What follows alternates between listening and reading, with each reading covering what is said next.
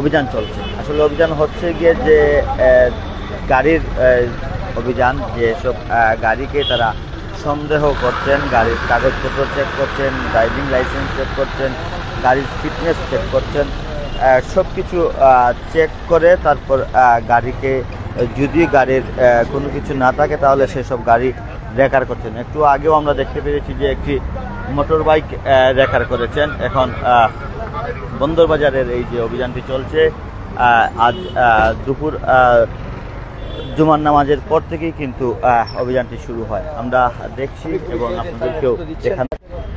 এই কাগজপত্র যাচাই বাছাই যেটি করছেন সেটি গুরুত্ব সহকারে যাচাই বাছাই করছেন। শুধু কাগজপত্র নয়, পাশাপাশি মালামাল পরিবহনের কাগজপত্র যাচাই বাছাই করছেন তারা।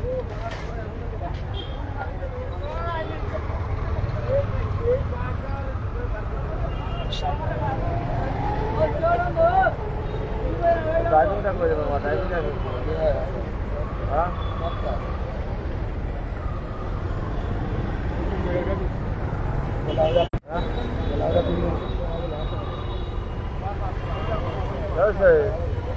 কাগজটা ঠিক আছে, লুঙ্গি পরে তো ড্রাইভিং করা যাবে না।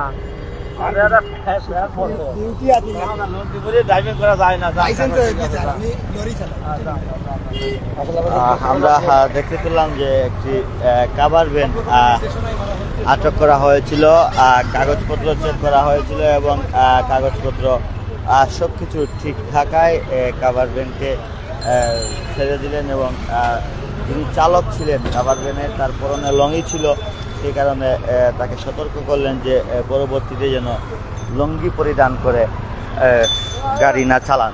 দর্শক, যেমনটা আপনাদেরকে বলছিলাম যে বিগত কয়েকদিন থেকে আমরা সিলেটে দেখছি যে সিলেটের যানজট নিরসন এবং হকার উচ্ছেদ করতে কিন্তু জেলা প্রশাসন সবাই কিন্তু কাজ করছেন এবং আমরা গতকাল রাতেও আপনাদেরকে দেখিয়েছি সিলেটের জেলা প্রশাসক সারওয়ার আলম, তিনি রাতেও কিন্তু অভিযান চালান এবং আমরা এই যে জায়গাটি আপনাদেরকে দেখানোর চেষ্টা করছি, এখানে কিন্তু প্রতিনিয়ত প্রায় সময়ই যানজট সৃষ্টি হতো।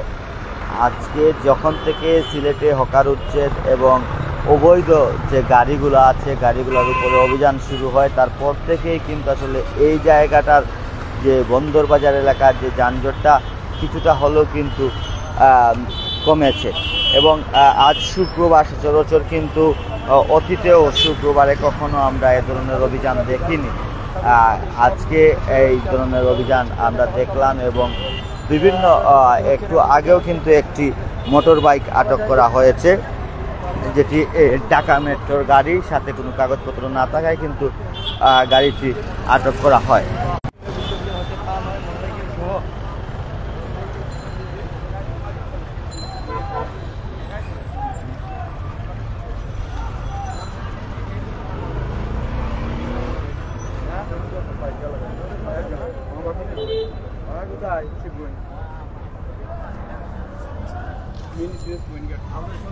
গাড়ি ঠিক আছে, আমরা এটা লাগা নেবেন ভাই, কাইন্ডলি লাগা নেবেন না, নাম্বার প্লেটটা আছে আপনি লাগা নেবেন।